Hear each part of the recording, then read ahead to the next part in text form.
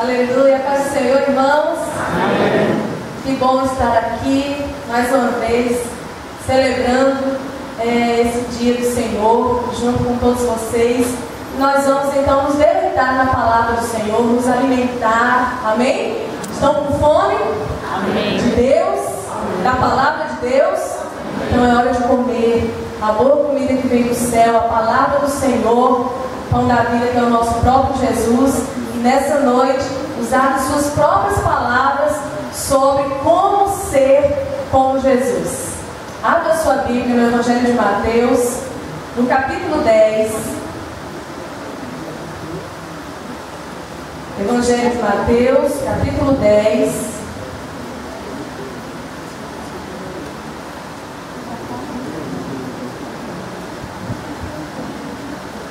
E nós vamos ler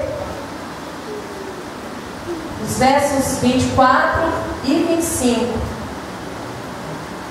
Mateus 10, 24 e 25.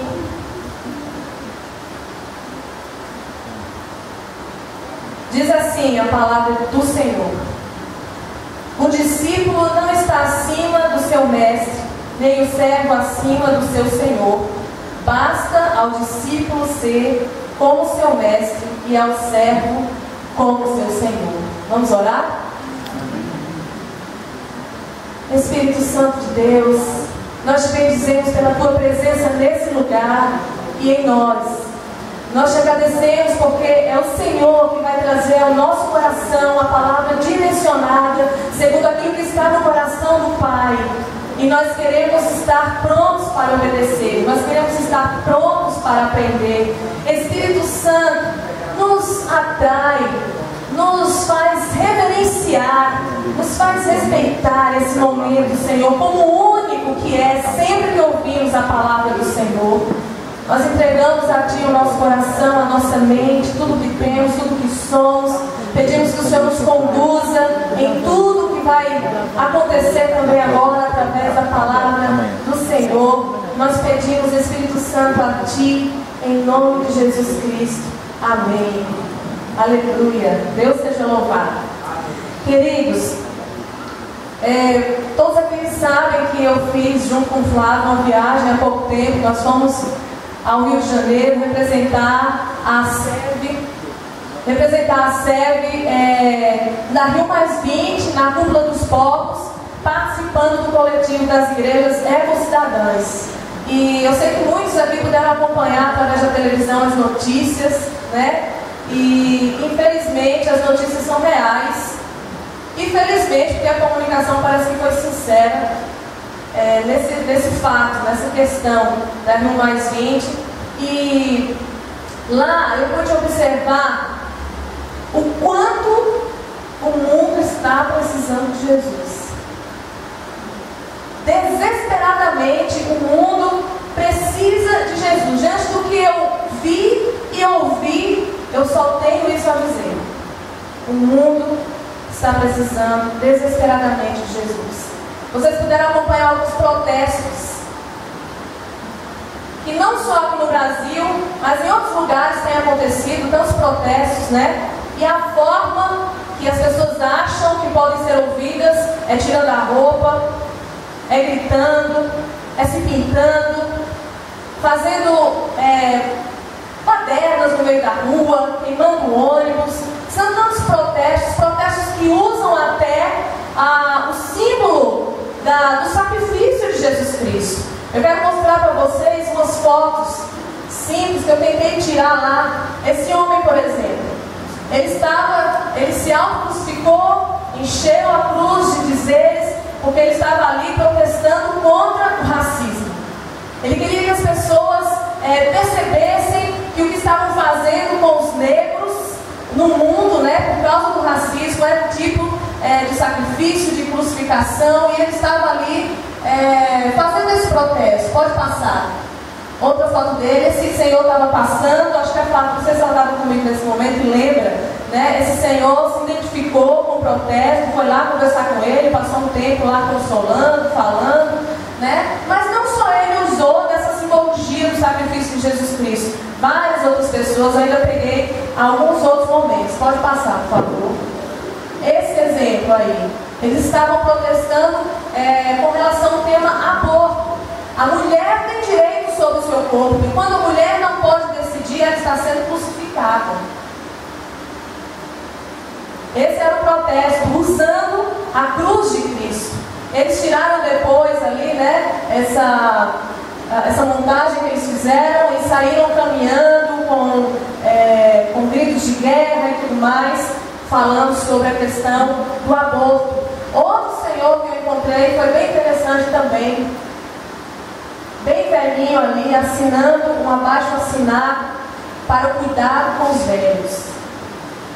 Estava ali protestando a falta de cuidado com a terceira idade ou com a melhor idade. Ele queria que as pessoas olhassem para ele. Ali já era uma outra mulher que estava fazendo esse abaixo-assinado, e ele parou, se identificou e foi assinar, né, esse abaixo-assinado. Pessoas usando as imagens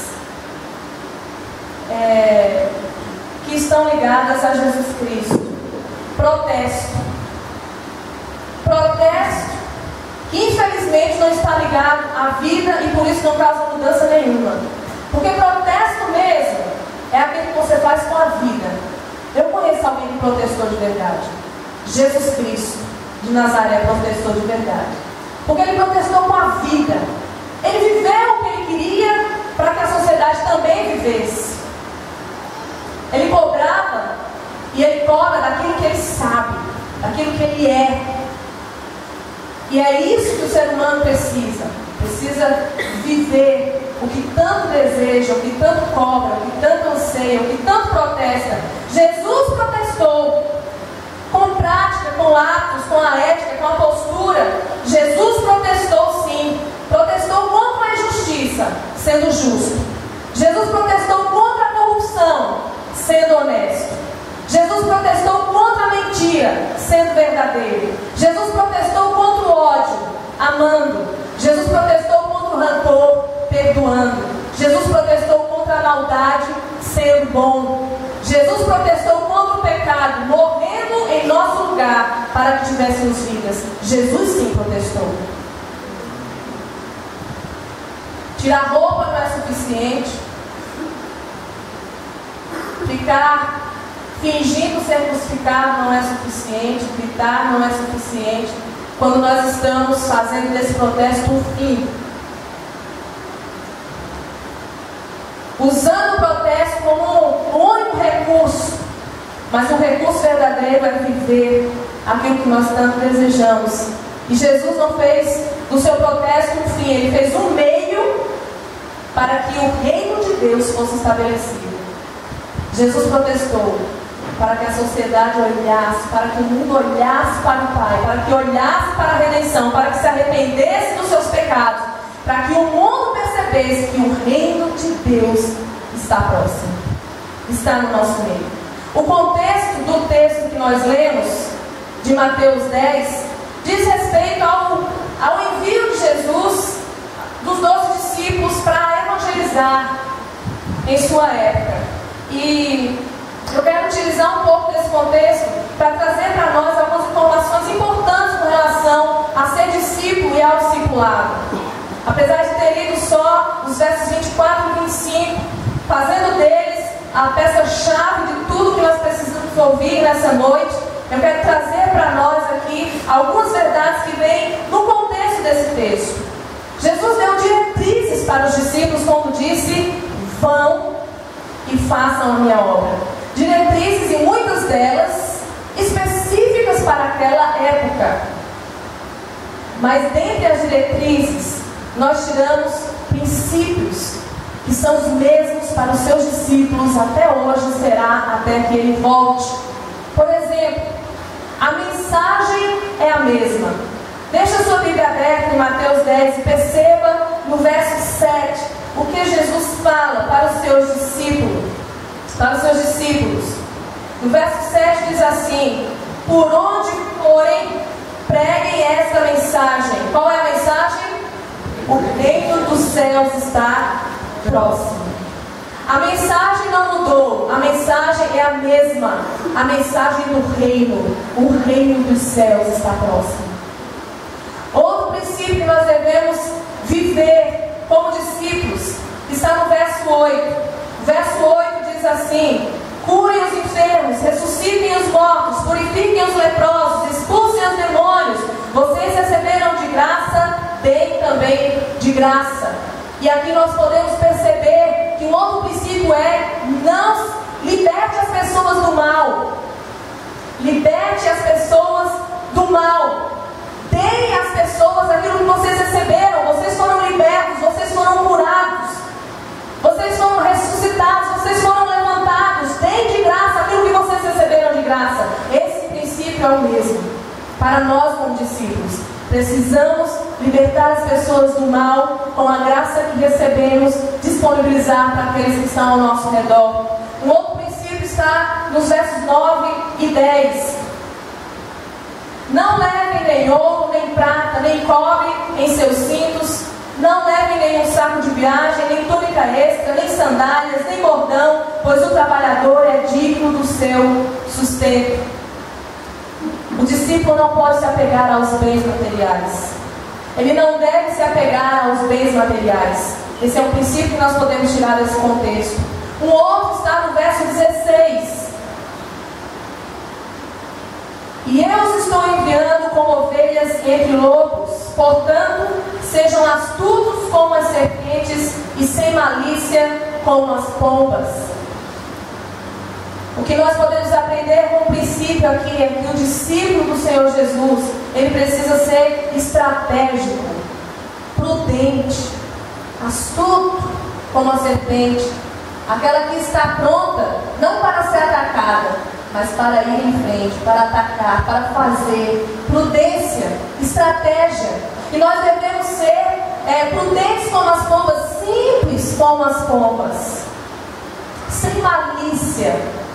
É isso que esse texto quer dizer. Nós devemos ser pessoas sem malícia, inocentes, sábias, simples, como as pombas.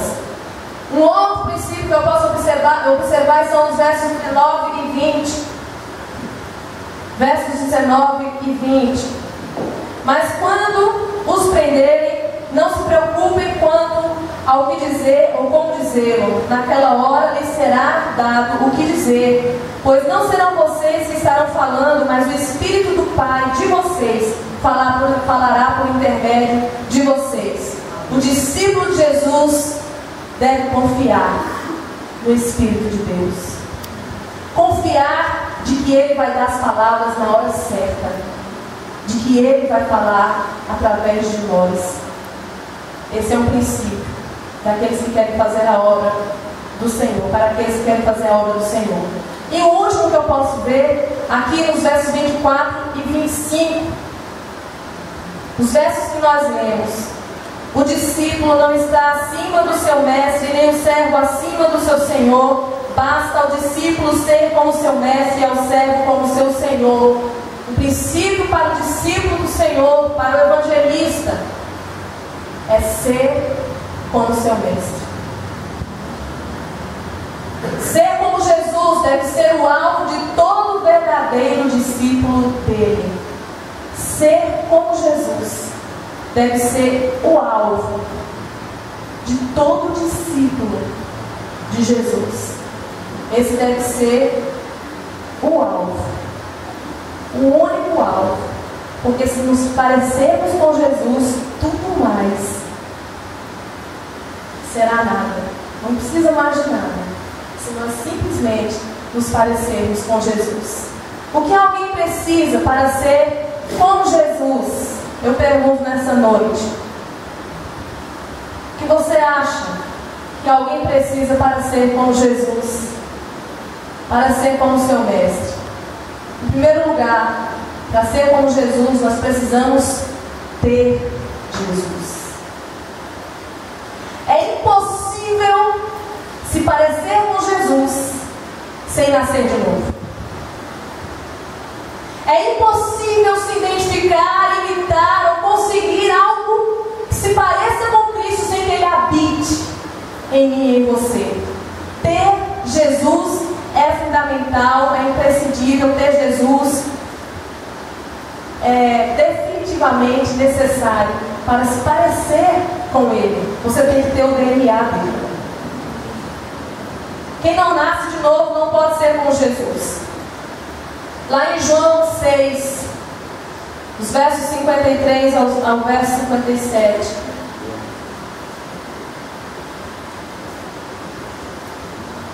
Se você puder acompanhar, abrindo a sua Bíblia. João 6, do 53 ao 57. Jesus fala o seguinte para os discípulos. Jesus lhes disse: eu lhes digo a verdade, se vocês não comerem a carne do Filho do Homem e não beberem o seu sangue, não terão vida em si mesmos. Todo aquele que come a minha carne e bebe o meu sangue tem a vida eterna, e eu ressuscitarei no último dia, pois a minha carne é a verdadeira comida e o meu sangue é a verdadeira bebida.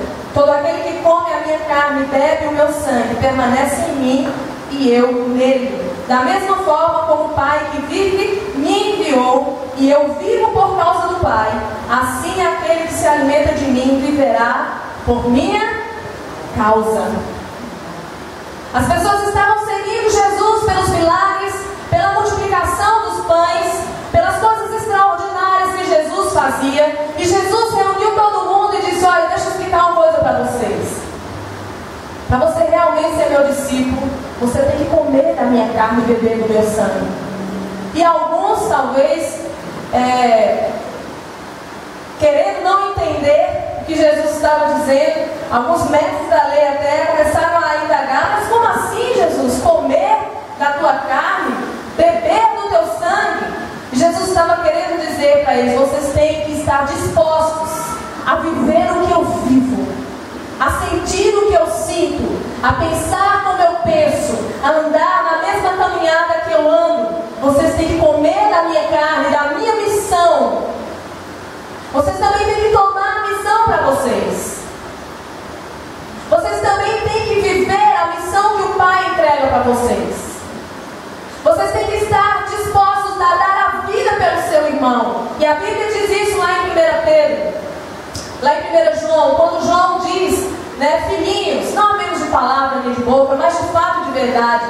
Aquele que demonstra o verdadeiro amor é Jesus, que deu a sua vida por nós, e assim como Ele, devemos dar a nossa vida pelo nosso irmão. É assim que a Bíblia diz. Ter Jesus é comer da sua carne, beber do seu sangue, é participar da sua vida. E no meio daquela multidão de tantos protestos ali, de coisas boas e de coisas ruins, eu me perguntava o tempo todo: será que essas pessoas estão dispostas a pagar um preço? Ou elas estão somente dispostas e ousadas a mostrar a cara na televisão e aqui, enquanto os gringos estão de fora aqui, como os cariocas diziam, isso aqui é um carnaval fora de época. Todo mundo se vestindo, se pintando para mostrar algo para o mundo lá fora que não é verdadeiro. Porque se não começar em cada um de nós, as coisas não vão mudar. E as coisas só vão mudar se cada um de nós tiver Jesus Cristo, que transforma a vida, faz dela outra, nos dá novo nome, nova identidade, nos faz pessoas justificadas, limpas, purificadas do pecado. Só Jesus pode transformar. Não há outro caminho. Ainda em João, no capítulo 15, os versos 4 a 8.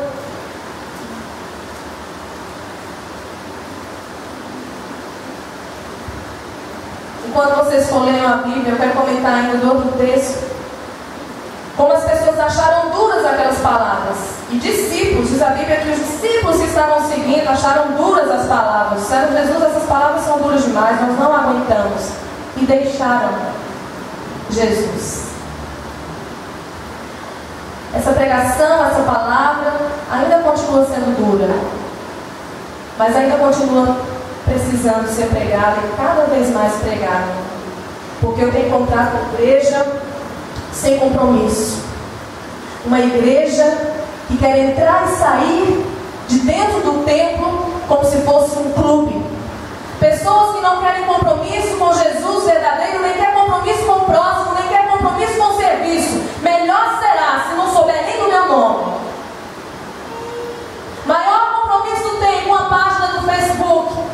Bíblia Sagrada.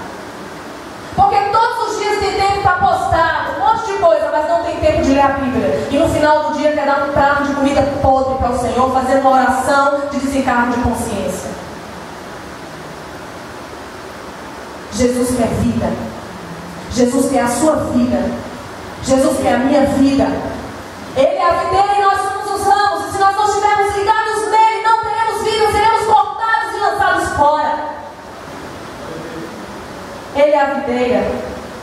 João 15, dos versos 4 a 8, diz assim: permaneçam em mim e eu permanecerei em vocês. Nenhum ramo pode dar fruto por si mesmo se não permanecer na videira. Vocês também não podem dar fruto se não permanecerem em mim. Eu sou a videira, vocês são os ramos. Se alguém permanecer em mim e eu nele, esse dará muito fruto, pois sem mim vocês não podem fazer coisa alguma. Vocês não podem fazer nada. Sem mim, nada podeis fazer. É preciso nascer de novo. É preciso estar ligado nele, ele em você e ele vivendo através de você. Eu não entendo como alguém declara que é crente, que é evangélico, que nasceu de novo, e esse alguém não tem paixão por Jesus Cristo, não ama a sua palavra, não se dispõe a dar, não se dispõe a fazer, a servir. Tudo é empecilho, tudo é duro demais. Qualquer palavrinha é suficiente para tirar você do meio da igreja. O que é isso? Você está aqui por quem? Por minha causa? Sinto muito, eu sou imperfeita. Algum dia você pode achar muita coisa errada em mim, mas sabe de uma coisa? Eu estou aqui por Jesus de Nazaré.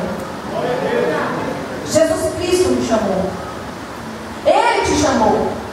E nós estamos aqui para consertar uns aos outros. Isso é reino de Deus. Porque se nós amamos ao Senhor, nós amamos o próximo. E o amor ao próximo é aquele que constrange, é aquele que fala, é aquele que conserta, é aquele que exorta, é aquele que anima, é aquele que levanta. Aleluia. Porque não basta ter uma voz aqui em cima, pregando, cantando. Não basta ter alguém cantando. Eu quero a sua vida.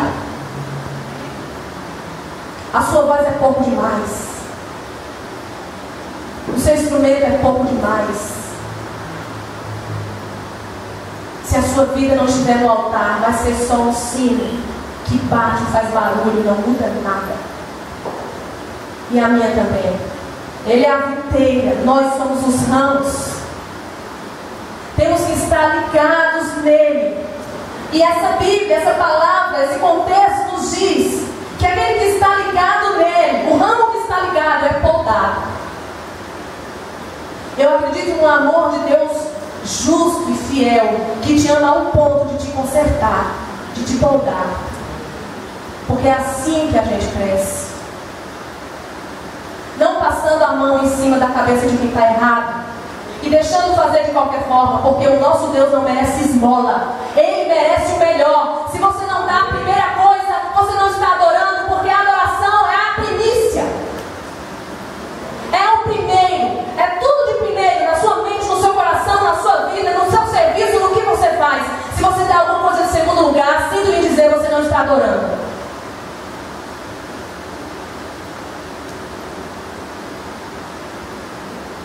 Deus não quer a sua esmola.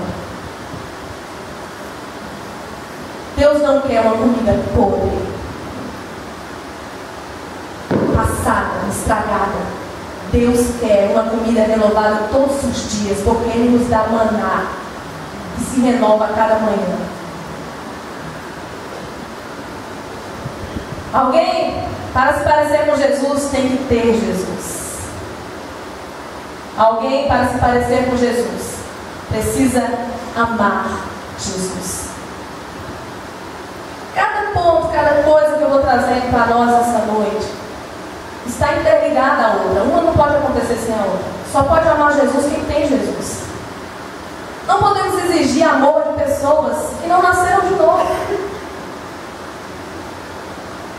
E é aí, nessa parte, que eu me conformo, porque quando eu vejo a falta de amor, eu começo a orar pelo novo nascimento. Porque para mim, falta de amor é falta de novo nascimento. Acabou. Não ama, não nasceu de novo. Porque quem nasceu de novo ama. e ama com todas as suas forças. Ama mais do que pai, do que mãe, do que marido, do que filho, do que vida. Ama mais do que tudo.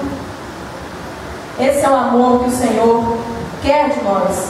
Ainda no Evangelho de João, no capítulo 14, nos versos 15, 21 e 23,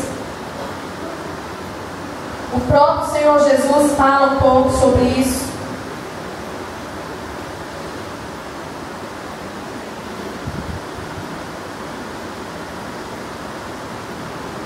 No verso 15, Jesus diz assim: se vocês me amam,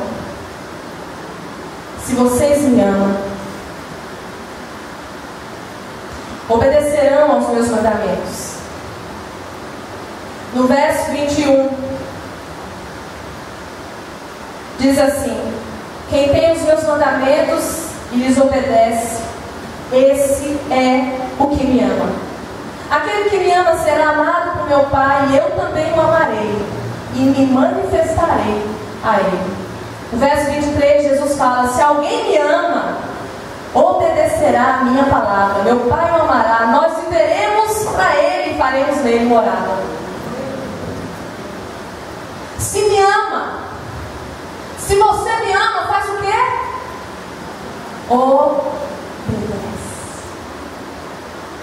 Obedece, se santifica, come da palavra e vive a palavra. Se você me ama, você não mente, você não trai, você não adultera, você não pratica sexo antes do casamento, você não fica de qualquer jeito no namoro por aí. Se você me ama, você não diz palavras torpes. Se você me ama, você é sal, você salva, você é diferente. Se você me ama, você influencia. Se você me ama, você se parece comigo, você quer ser parecido comigo. Eu estou falando isso porque eu tenho encontrado também muitas pessoas que dizem amar Jesus, e como dizem no momento da música, mas nos corredores da vida, nas páginas virtuais da vida, o que eu vejo é palavrão, é foto devassa, sensual, piadas, coisas pequenas que mostram no quão grande essa pessoa é capaz de se envolver. Fidelidade nas pequenas coisas é o teste de caráter mais seguro. Queridos, ser crente não é brincadeira, é sério. Jesus derramou sangue puro, precioso, sangue divino, sagrado, para fazer essa igreja santa, para fazer um povo transformado verdadeiramente, e não essa brincadeira que muitos estão apresentando. Amar a Jesus significa obedecer. Obedecer é mais que importante, é prova de amor. Quem quer provar o seu amor por Deus, obedeça. Como é que um pai ou uma mãe se sente satisfeito, realizado quanto a um filho, se não quando ele lhe obedece? Qual a maior prova de amor para um pai e para uma mãe, a não ser a obediência?